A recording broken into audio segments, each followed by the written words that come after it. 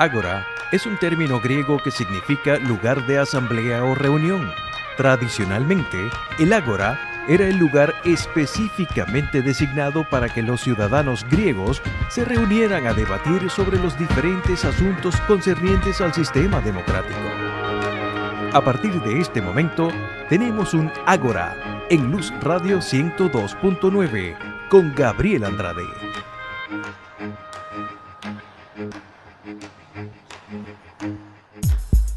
Hola amigos, bienvenidos a Ágora. Hoy me estará acompañando en la edición y montaje Hasbi Díaz, en el control técnico Antonio Palmar.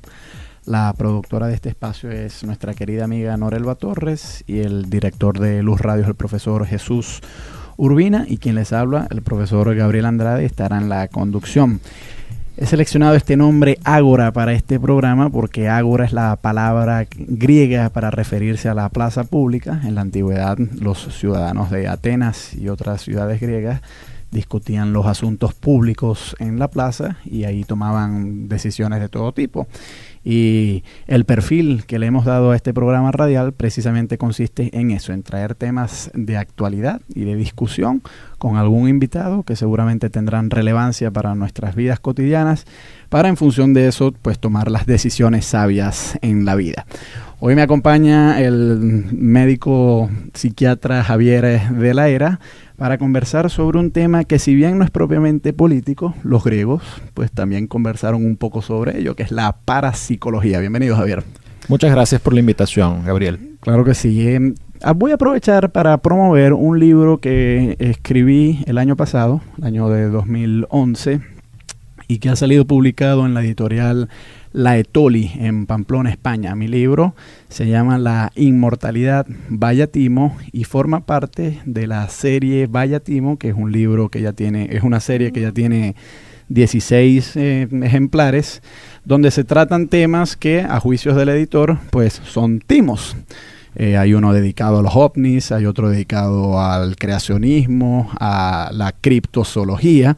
El que a mí me correspondió escribir fue sobre la inmortalidad, y ahí, además de mi participación, ha habido varios autores eminentes que han escrito en esa colección, entre ellos, por ejemplo, el filósofo argentino Mario Bunge y el filósofo español Gonzalo Puente Ojea. Cuando escribía yo el libro sobre la inmortalidad, si bien yo no incluí en ese libro un capítulo sobre la parapsicología, en mis investigaciones sobre la posibilidad de la inmortalidad, me topé mucho con la disciplina de la parapsicología, porque ha habido todo tipo de argumentos a favor de la inmortalidad. Uno de ellos consiste en decir que nosotros, los seres humanos, tenemos un cuerpo, pero además de eso tenemos un alma.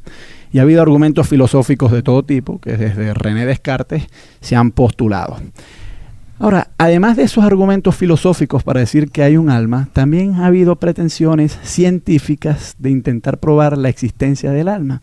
Y parece que en parte de eso se ocupa la parapsicología. La parapsicología ha recurrido a algunos experimentos bastante peculiares, cuyos resultados, según los parapsicólogos, tenderían a inclinarse hacia la hipótesis de que nuestra vida no solamente está inscrita en el cuerpo, sino que además de eso existe una sustancia añadida a eso. Pero empecemos por lo más elemental, Javier. ¿Qué es eso de la parapsicología? ¿Cómo empezó? Bueno, Gabriel, lo que tú mencionabas hace un momento se refiere más a los inicios de lo que se ha llamado la investigación psíquica o la investigación parapsicológica en el siglo XIX en Inglaterra, más que todo. Pero la parapsicología como tal se ha querido definir como la supuesta ciencia que trata de investigar fenómenos psicológicos anómalos paranormales, pensando en este caso en fenómenos como la telepatía, la transmisión del pensamiento, la clarividencia, la predicción del futuro y la telequinesia o la habilidad de mover objetos con la capacidad mental. Eso es lo que supuestamente trata de investigar. Claro, pero si hay telepatía, si esos fenómenos realmente existen, eso pareciera ser evidencia de que la percepción es extrasensorial. Y si la percepción es extrasensorial, entonces nosotros no solamente percibimos el mundo mediante el cuerpo que tenemos, sino que hay una sustancia añadida, que es el alma. Y presumiblemente ese alma será inmortal. De forma tal que la parapsicología podría servir de argumento indirecto a favor de la inmortalidad. No prueba directamente la inmortalidad, pero si los resultados de la parapsicología son verdaderos, ya ahí por lo menos estamos un paso más cerca de la hipótesis de la inmortalidad. Pero vamos a empezar por algunas de estas supuestas habilidades que pretende poner a prueba la parapsicología. ¿Qué hace pensar a un parapsicólogo que la telepatía existe? Bueno, fíjate, Gabriel, la historia de la parapsicología ha sido muy interesante. En el siglo XIX apareció todo un movimiento de mediums y de otros personajes de dudosa reputación que planteaban que podían comunicarse con difuntos o que podían obtener información por medios no sensoriales.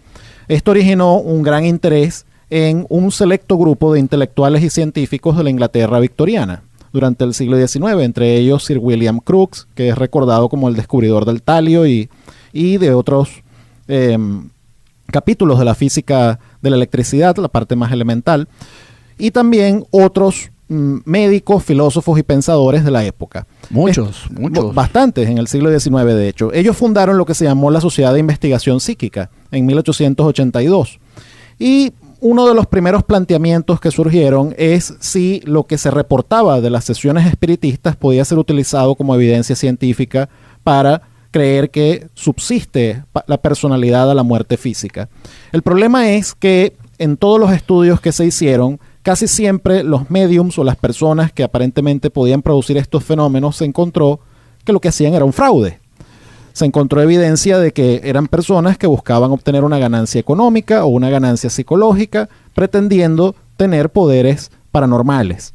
Esto pues tiñó pues de bastante duda todo el campo de la investigación psíquica y la comunidad científica como tal, vale decir los primeros psicólogos experimentales, los primeros psiquiatras académicos, pues fueron muy escépticos de toda esta cantidad de fenómenos.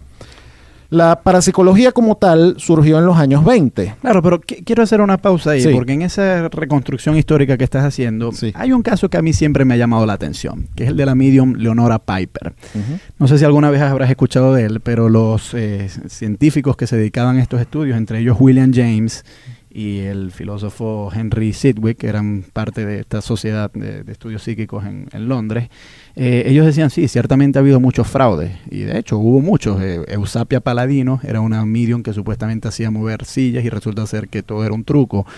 Y otra que se llamaba Mina Crandon, que el gran mago Harry Houdini, pues muchas veces descubrió las patrañas que hacían estos mediums. Pero esta Leonora Piper pareciera que tuviera otras habilidades distintas, porque ella podría tener la capacidad de decir cosas sobre otra persona sin ella conocerlas. Y a juicio de James, que James, un filósofo, siempre fue muy escéptico de estas cosas, él decía, quizás el caso de Leonora Piper sí da que pensar que si ella podía saber cosas que yo nunca le había dicho y que por medios normales nunca pudo haber conocido, quizás ella entonces sí tenía poderes psíquicos. Y de hecho, en las historias que se cuentan sobre los inicios de la parapsicología, el caso de Leonora Piper siempre ha quedado como el cisne negro, ¿no? O sea, todos los demás son fraude, pero el caso de ella da que pensar. ¿Tienes algún comentario sobre ese caso en particular? Mira, varios puntos. Número uno, no es el único caso que ha quedado sin una explicación suficiente. David Douglas Home, otro famoso medium del siglo XIX, pues también produjo fenómenos que no se ha descubierto en realidad cómo los hacía hasta ahora. Pero fíjate, hay que distinguir varias cosas. Número uno, el hecho de que no haya una explicación contundente, clara y precisa de cómo una de estas personas produjo esos fenómenos no es evidencia a favor de lo que ellos planteaban. Ese es el primer punto. Número dos, cualquier persona que sea aficionada a la magia, a la prestidigitación, sabe que ante un público que no está entrenado en los métodos del ilusionismo, es muy fácil producir efectos que parecen ser paranormales. Sí, pero esos efectos que tú dices son físicos. Yo me refiero a los efectos de que llaman medios mentales, es decir, que podían saber cosas que supuestamente no tenían acceso a ellas bajo ningún medio físico normal. Fíjate, te voy a poner un ejemplo más contemporáneo todavía y bajo condiciones de control más estrictas. A principios de los años 80 apareció un psíquico, David Banachek, que se presentó ante algunos investigadores en el laboratorio de estudios paranormales de Stanford, diciendo que él podía obtener información de sobres cerrados, diciendo que podía causar cambios físicos con su mente. Ahora, los investigadores de este supuesto laboratorio que tenía amplias medidas de control certificaron todo lo que él decía. Realmente hicieron pruebas bajo condiciones controladas que encontraron que esta persona aparentemente podía saber cosas sin haber recibido información, podía recibir imágenes mentales a partir de un sujeto que se los enviaba, podía producir cambios en objetos metálicos con el poder de su mente. Lo interesante de todo esto es que esto se publicó en revistas arbitradas y poco después se descubrió que todo había sido un montaje por James Randi, un famoso mago reconocido en el mundo del ilusionismo, que había colocado a uno de sus estudiantes en el arte del ilusionismo a hacerse pasar por un psíquico. Esta persona, utilizando métodos elementales de ilusionismo, pues logró convencer a un grupo de científicos que tenía habilidades paranormales. Te estoy hablando de condiciones controladas a finales del siglo XX. Yo te puedo garantizar que a principios del siglo XX y finales del siglo XIX, las condiciones de control no llegaban a ser claro, lo que hay ahora. Lo que siempre se ha dicho es, bueno, si Leonora Piper logró engañar a William James, que era un hombre muy riguroso, etcétera, a lo mejor entonces era porque sí tenía esos poderes. Pero claro, yo creo que aquí debemos tener en consideración que estos ilusionistas y mentalistas utilizan una técnica muy elemental, que es la lectura en frío, que es que a partir de tus gestos corporales yo puedo más o menos inferir cierta información que a lo mejor yo no conozco directamente, pero que probablemente me pueda acercar a elaborar alguna conjetura que se acerque a la realidad, ¿no? De forma tal que no hacen falta poderes mentales para que yo baje y vea a una persona y más o menos le pueda decir algo sobre su vida sin realmente conocerla. Es decir, los gestos corporales, el lenguaje físico, la manera de vestirse, etcétera, pueden abrir paso a todo eso. Javier, vamos a ir a escuchar un tema musical, pero quisiéramos que al regreso nos siguieras conversando sobre cómo es esa transición que la parapsicología da desde sus inicios no organizados, en sesiones de medium, etcétera, a llevarla ya propiamente al laboratorio y decir, bueno, se dan este tipo de situaciones que según los parapsicólogos nos deberían hacer pensar que quizás las supuestas habilidades paranormales sí existen. Converso con Javier de la Era, hoy sobre la parapsicología, acá en Ágora. Este es un espacio que dedicamos a la discusión de temas públicos. Vamos a ir a escuchar un tema musical y ya regresamos. El profesor Gabriel Andrade estará en la conducción.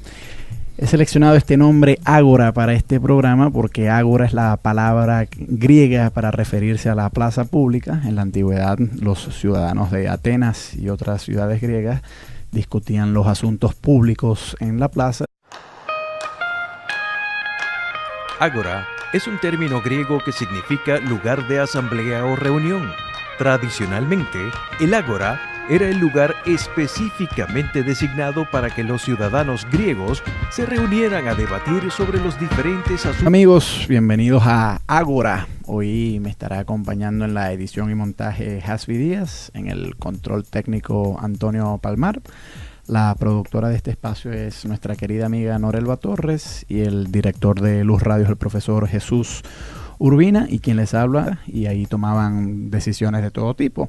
Y el perfil que le hemos dado a este programa radial precisamente consiste en eso, en traer temas de actualidad y de discusión con algún invitado que seguramente tendrán relevancia para nuestras vidas cotidianas, para en función de eso asuntos concernientes al sistema democrático. A partir de este momento tenemos un Ágora en Luz Radio 102.9 con Gabriel Andrade.